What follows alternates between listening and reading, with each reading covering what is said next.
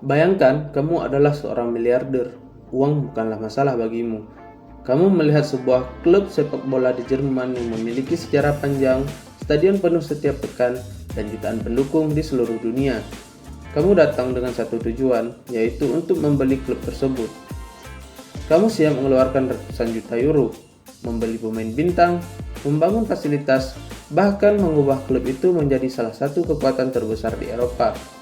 Tapi kemudian, seseorang mengatakan kepadamu, kamu boleh berinvestasi, tetapi kamu tidak boleh mengambil kendali klub ini.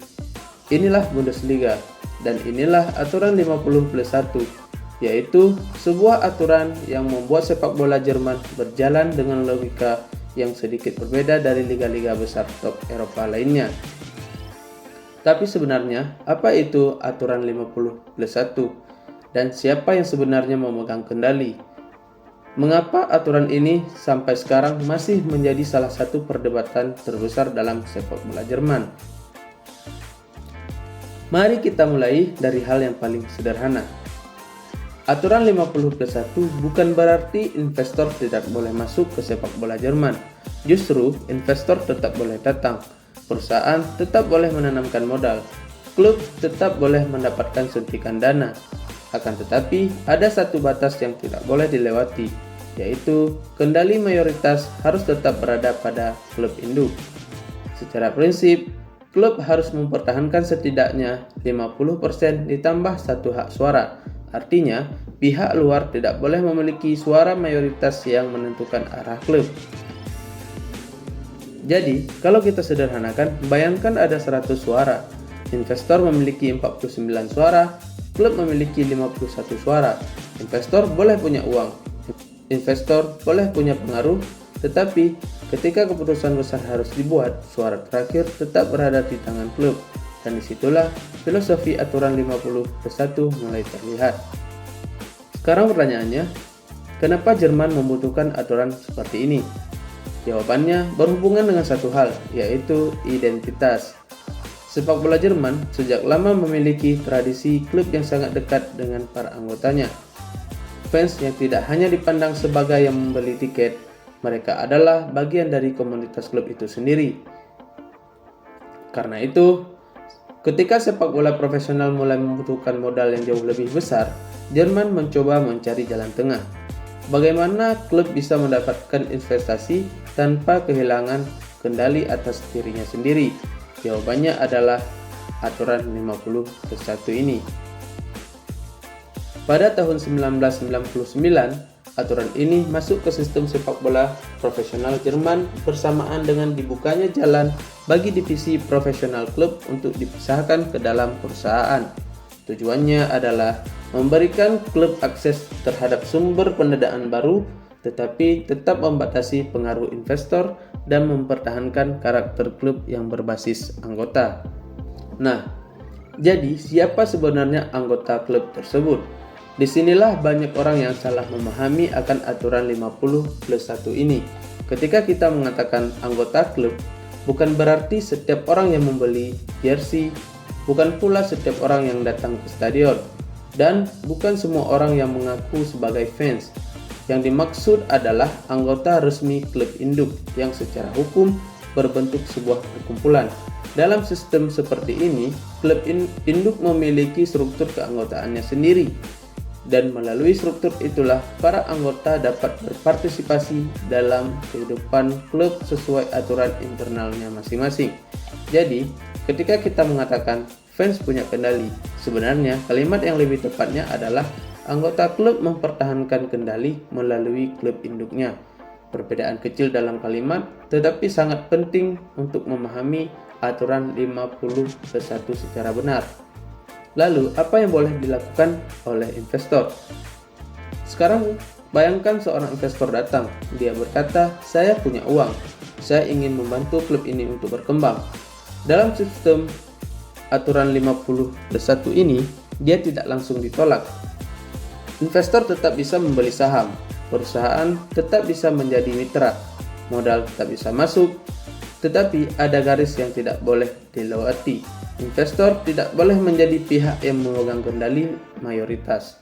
Jadi, Sebenarnya aturan 50+1 bukan perang melawan uang. Ini bukan tentang mengatakan uang itu buruk. Tentu saja bukan. Ini adalah usaha untuk mengatakan uang boleh masuk untuk membantu sepak bola. Tetapi uang tidak boleh sepenuhnya menentukan siapa sepak bola itu. Dan mungkin inilah alasan mengapa banyak orang begitu mempertahankan aturan ini. Karena ada sesuatu yang tidak bisa dibeli dengan uang, yaitu rasa untuk memiliki. Ketika sebuah klub dimiliki oleh komunitasnya, hubungan antara klub dan pendukung bisa terasa berbeda. Stadion bukan hanya tempat untuk menonton pertandingan. Stadion menjadi tempat berkumpulnya sebuah komunitas. Lambang klub bukan sekedar logo, sejarah klub bukan sekedar arsip, dan para pendukung bukan sekedar konsumen. Bundesliga sendiri mengaitkan aturan 50+1 dengan kuatnya hubungan antara klub dan fans, termasuk tradisi supporter serta atmosfer stadion yang menjadi salah satu ciri khas sepak bola Jerman. Tapi kan, aturan 50+1 bukan sistem yang sempurna. Tentu saja, namun setiap sistem pasti memiliki harga yang harus dibayar. Dan aturan 50+1 juga tidak terkecuali. Sepak bola modern membutuhkan uang yang sangat besar. Klub-klub terkaya Eropa bisa mendapatkan investasi luar biasa besar dari pemilik dan investor. Mereka bisa membangun stadion, membeli pemain mahal, mengembangkan akademi, dan bergerak sangat cepat di bursa transfer. Sementara klub yang menerapkan aturan 50+1 ini memiliki batas dalam menarik modal eksternal, maka muncul sebuah pertanyaan yang sangat sulit. Apakah aturan 50+1 melindungi Bundesliga atau justru membuat Bundesliga tertinggal? Karena kalau klub tidak bisa mendapatkan modal sebesar pesaingnya, bagaimana mereka bisa bersaing dengan klub-klub terkaya di Eropa? Dan inilah salah satu kritik terbesar terhadap sistem tersebut. Bahkan Bundeskartellamt mengakui bahwa aturan ini membatasi kemampuan klub untuk menghimpun modal. Meskipun lembaga tersebut menilai prinsip dasar 50+1 pada dasarnya dapat dibenarkan karena tujuan mempertahankan karakter klub yang berbasis perkumpulan. Yang membuat aturan 50+1 semakin menarik adalah kenyataan bahwa penerapannya sendiri tidak selalu sesederhana teorinya. Ada klub yang menjalankan struktur tradisional, ada klub yang membentuk perusahaan untuk tim profesionalnya, dan ada pula kasus pengecualian yang selama bertahun-tahun menjadi sumber perdebatan. Bayer Leverkusen dan VfL Wolfsburg misalnya memiliki status pengecualian historis. Hoffenheim juga memiliki sejarah khusus dalam penerapan aturan tersebut. Artinya, perdebatan aturan 50+1 bukan cuma tentang aturan ini bagus atau buruk, tetapi juga aturan ini diterapkan secara konsisten kepada semua klub. Dan sampai sekarang, perdebatan itu belum benar-benar berakhir. Bundeskartellamt telah menyatakan bahwa prinsip dasar 50+1 pada dasarnya tidak bermasalah dari perspektif persaingan usaha, tetapi penerapan dan konsistensinya tetap menjadi perhatian. Sementara DFL tetap mempertahankan aturan 50+1 sebagai bagian penting dari sepak bola profesional Jerman. Jadi, Bundesliga sekarang berada di persimpangan. Di satu sisi, mereka ingin mempertahankan identitas, tetapi di sisi lainnya, mereka juga harus bertahan di dalam industri sepak bola yang semakin mahal. Dan pertanyaannya menjadi semakin sulit. Seberapa jauh sepak bola boleh berubah demi uang, sebelum akhirnya kehilangan jati dirinya?